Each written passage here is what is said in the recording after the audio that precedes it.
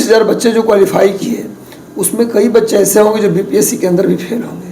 ऐसा नहीं कि वहाँ सीटेट में क्वालिफाई कर गए तो यहाँ पर वो पास कर जाएंगे। अगर उन्होंने संसद में बिल पारित किया था कि ओबीसी के बराबर हम ईडब्ल्यूएस को आरक्षण दे रहे हैं, तो ओबीसी को एज में छूट मिलता है तो ईडब्ल्यूएस को भी एज में छूट मिलना चाहिए। बिल्कुल हम अपील करते हैं सरकार से, मिलना चाहिए। 53 के बीच रहेगा, मैक्सिमम 53 जाएगा। बीसी ईडब्ल्यूएस गर्ल्स की बात करेंगे तो मैंने कहा बढ़ेगा, मेरिट हो सकता है बढ़ भी सकता है।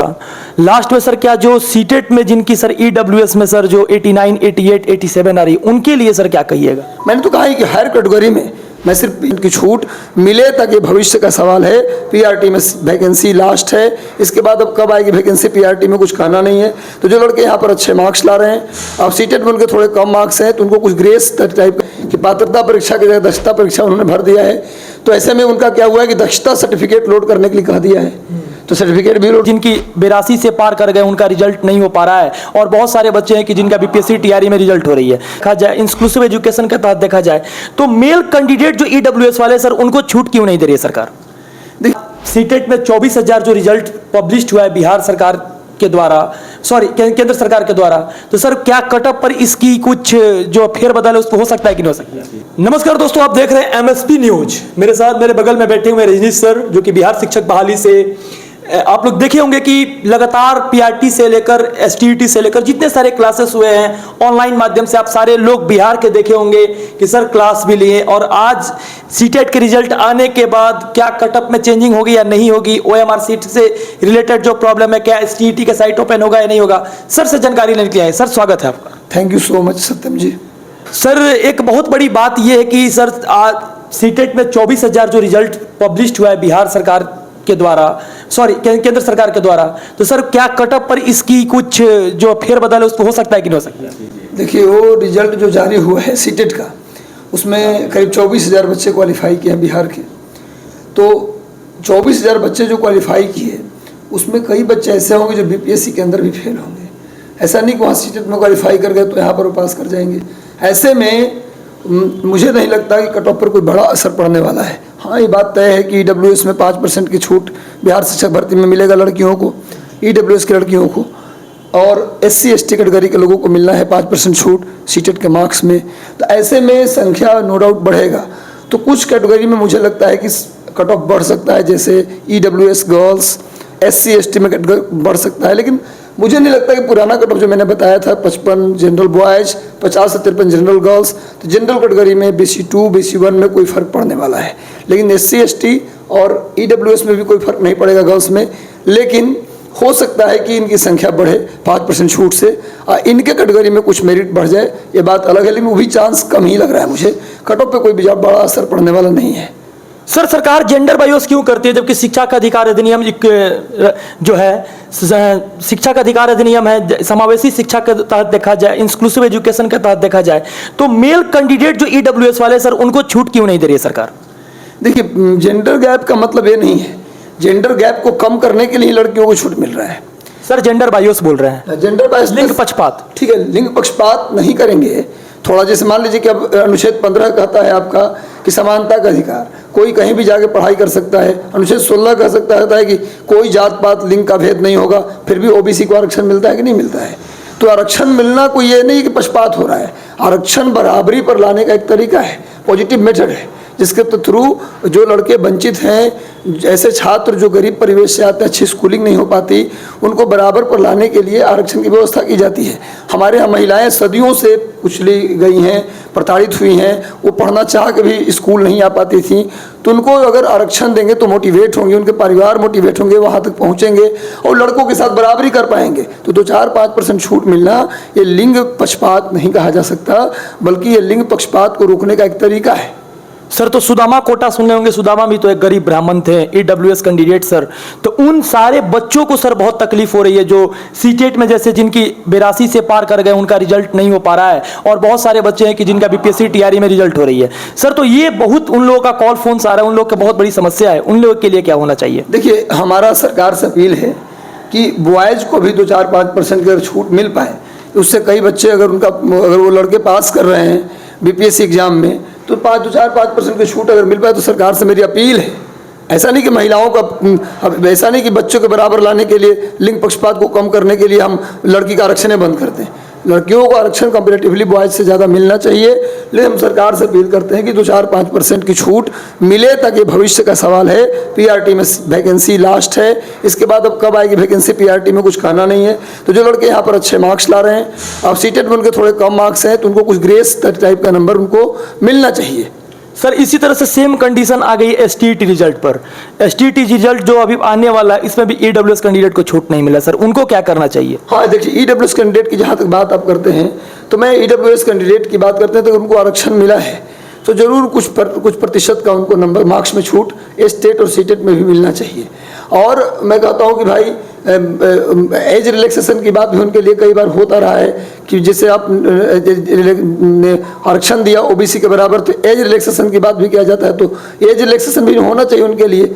मैं कहता हूँ, डिमांड करता हूँ सरकार से। लेकिन जो बच्चे सिर्फ ईडब्ल्यूएस ही नहीं, जो बच्चे अच्छे मार्क्स ला रहे हैं बीपीएससी के अंदर, ईडब्ल्यूएस की बात मैं केवल नहीं कर रहा, जनरल में भी जो बच्चे अच्छे मार्क्स ला रहे हैं, जो बीपीएससी की परीक्षा क्वालिफाई कर रहे हैं, अगर कुछ आप वैसे भी सिस्टम बना सकती है सरकार। मैं सरकार के सिस्टम में नहीं हूँ, पर बता सकता हूँ सिस्टम बना सकती है। जिनका मार्क्स बीपीएससी में इतना से ऊपर आ रहा है, उनको हम 5% या 2% इस तरह से कुछ ग्रेस देंगे सीटेट के मार्क्स में, ऐसा कुछ कर दें तब भी लाभ होगा। अब जो बच्चे बीपीएससी के एग्जाम में ही फेल हो रहे हैं, उनको 4% ग्रेस देके हम क्या करेंगे? लेकिन अगर मान लीजिए कहा दिया जाए कि 65% से ऊपर जो मार्क्स लाएंगे बीपीएससी परीक्षा में, उनको 2% का ग्रेस हम सीटेट में देंगे, इस तरह का कुछ बनाया जाए तो मुझे लगता है कि उन बच्चों को फायदा होगा जो बीपीएससी में अच्छा कर लिए हैं। और सिर्फ जनरल नहीं, ईडब्ल्यूएस नहीं, ओबीसी, BC2, BC1 सब कैटेगरी में ऐसा होना चाहिए कि इतना उससे ऊपर मार्क्स आ गया तो आप इतना % की छूट आपको मिलेगा सीटेट मार्क्स में भी। इस तरह का व्यवस्था बने तो टैलेंटेड बच्चे, अच्छे बच्चे टीचर बन सकते हैं।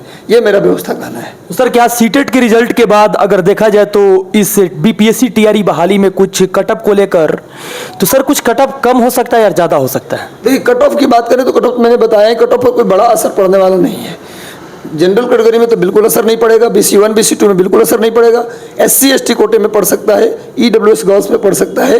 भाई कट ऑफ में कोई अंतर नहीं पड़ने वाला। 55 से पार के सभी लोग सेलेक्ट हो रहे हैं, चाहे वो जनरल हो या कोई भी कैटेगरी में हो। 55 से पार में अगर जनरल में भी है तब भी सेलेक्ट हो रहे हैं आप।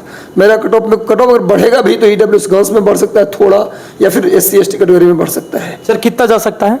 55 के आसपास आप मान के चलिए कि जनरल बॉयज़ का होगा, और ईडब्ल्यूएस बॉयज़ का मेरिट मान लीजिए 50 से 53 के बीच, और BC1 बॉयज़ की बात करेंगे तो ही 50 से 53 के बीच, BC2 का 50 से 53, BC1 की बात करें तो आप मान के चलिए 45 से 47 के बीच रहेगा। SC बॉयज़ की बात करें 43 से 45 के बीच रहेगा। और अगर बात करें ST बॉयज़ की तो जनरल के बराबर ही लगभग रहता है, 53 के आसपास जनरल ST बॉयज़ का रहेगा। अगर गर्ल्स की बात करेंगे तो गर्ल्स का मेरिट मैंने पहले भी बताया था 50 से 53 के बीच रहेगा, मैक्सिमम 53 जाएगा। ईडब्ल्यूएस गर्ल्स की बात करेंगे तो मैंने कहा बढ़ेगा मेरिट, हो सकता है बढ़ भी सकता है या बराबर भी रह सकता है, फिर भी 50 से ईडब्ल्यूएस गर्ल्स का मेरिट नहीं जाएगा। BC1 गर्ल्स की बात करेंगे तो 45 के आसपास जाएगा। अगर BC2 गर्ल्स की बात करेंगे तो उससे भी नीचे आ जाएगा, 40 के आसपास। ईडब्ल्यूएस गर्ल्स का बताया मैंने 50 के आसपास रहेगा, बढ़ेगा भी तो, वरना अगर नहीं बढ़ा तो 48 के आसपास रह जाएगा।